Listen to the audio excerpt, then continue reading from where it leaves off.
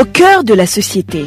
Au cœur de la société est une émission préparée en synergie par les radios Inzamba, Agateka Kawe, Radio RPA, Ijuya Wanyagihugu, ainsi que la radio-télévision Renaissance. Lors d'un petit déjeuner de prière nationale qui s'est tenu le 26 mars 2024 dans les enceintes du Parlement burundais, le président de la République, Evariste Ndayishimiye, a critiqué ouvertement ce qui prévoyait faire de grève, en particulier le personnel enseignant et non enseignant de l'Université du Burundi. Ce personnel avait annoncé à la fin de l'année 2023 un mouvement de grève pour réclamer les arriérés des avancements de grade et de salaire que le gouvernement leur doit. Le président a déclaré qu'il cherchait à traire la vache qui pourtant n'est pas nourrie, soulignant que les lauréats qu'ils produisent n'atteignent même pas un niveau universitaire. Cependant, les experts en éducation ne partagent pas cette opinion. Selon eux, la responsabilité première de l'éducation incombe à l'État au cœur de la société qui vous est présentée par Bonfils Nyongere. Bienvenue.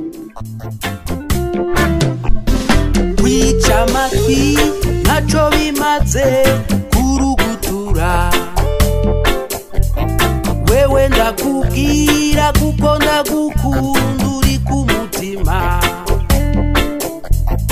inyungu z'igihugu iyo zigeramiwe ni ngombwa tuvuge. Au cours de ce petit déjeuner de prière nationale, le chef de l'État, Evariste Ndayishimiye, a exprimé son regret concernant le fait que le Burundi dispose de personnes formées, dont des docteurs, des ingénieurs et d'autres Burundais ayant acquis beaucoup de connaissances, mais qui ne sont pas éduqués. Evariste Ndayishimiye ne comprend pas pourquoi le personnel de l'Université du Burundi envisage de faire grève alors que les diplômés qu'ils forment ne sont même pas capables de rédiger une simple lettre. Il souligne que ce sont ces diplômés qui devraient être productifs pour stimuler l'économie permettant d'augmenter les salaires des professeurs d'université. Est-ce que les professeurs de l'université ne m'ont pas transmis un préavis de grève? Qu'ils s'insurgent alors. Le gouvernement va venir les écouter. Leur employeur, qui s'appelle gouvernement, va dialoguer avec eux. Imaginez des personnes intelligentes qui ne connaissent pas leur employeur. Ils pensent que le président de la République, c'est lui le gouvernement. Moi aussi, je suis un employé du gouvernement. Si tu veux, augmente toi-même ton salaire. Chacun va récolter ce qu'il a sémé. Qu'est-ce qui va se passer si tu croises les bras? Ils disent que les caisses de l'État appartiennent au ministre des Finances. Non, c'est faux. Cet argent nous appartient à nous tous.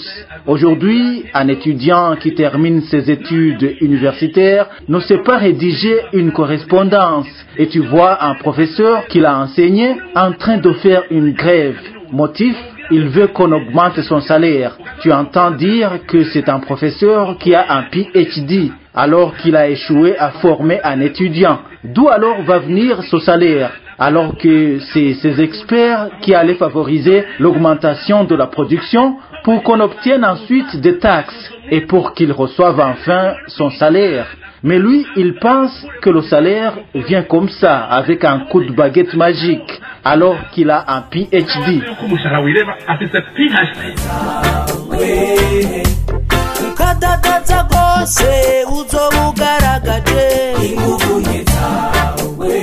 Libéral Ntibashira kandi, professeur d'université expert en éducation, ne partage pas cette opinion.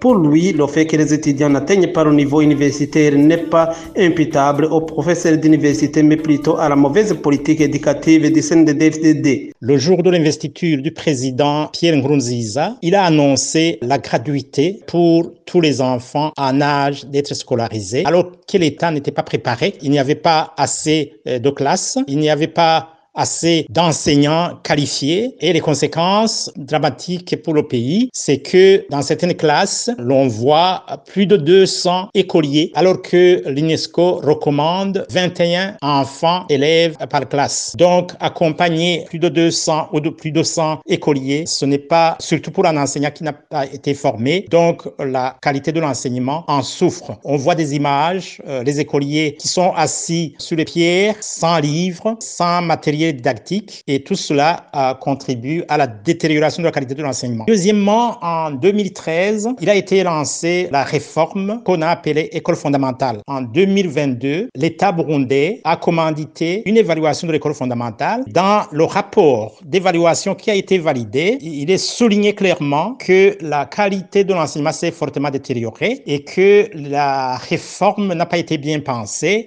Je donnerai un exemple qui est cité dans le rapport. Comment imaginer un seul enseignant donner des cours pour les 4 langues, le français, le kirundi, l'anglais et le swahili. Donc, il y a des enseignants, c'est bien souligné dans ce rapport, qui donnent un cours de langue alors qu'ils ne parlent pas cette langue. Clairement, les élèves qui terminent les humanités ne maîtrisent pas les prérequis nécessaires pour aborder le cursus universitaire. L'origine de la détérioration de la qualité de l'enseignement, ce n'est pas les enseignants de l'université du Burundi ou de l'enseignement supérieur, mais plutôt la responsabilité incombe à l'État et au ministère de l'Éducation. Selon Libéral Ntibashira Kandi, le président de la République devrait cesser de se plaindre et plutôt prendre des mesures adéquates pour améliorer le secteur de l'éducation au Burundi. Le discours du chef de l'État, Evariste Ndayishimiye, est un discours qui n'est pas digne pour un chef d'État. La Constitution lui donne toutes les possibilités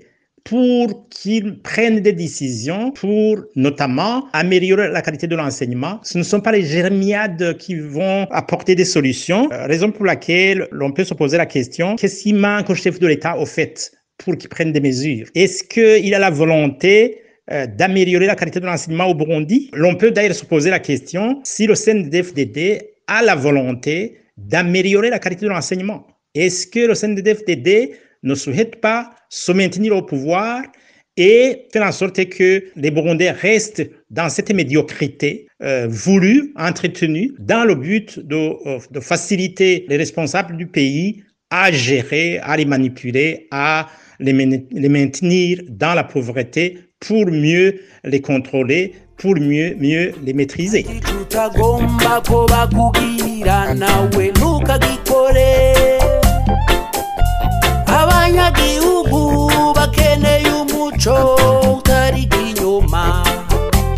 Vous venez de l'entendre avec moi que le président de la République devrait être premier à prendre des mesures visant à améliorer la qualité de l'enseignement au Burundi, s'il en a la volonté bien sûr. Et voilà, c'est ici que se termine le mini-magazine au cœur de la société. À la présentation, vous étiez avec Bonfils Nyongere. Au revoir. C'était l'émission Au cœur de la société.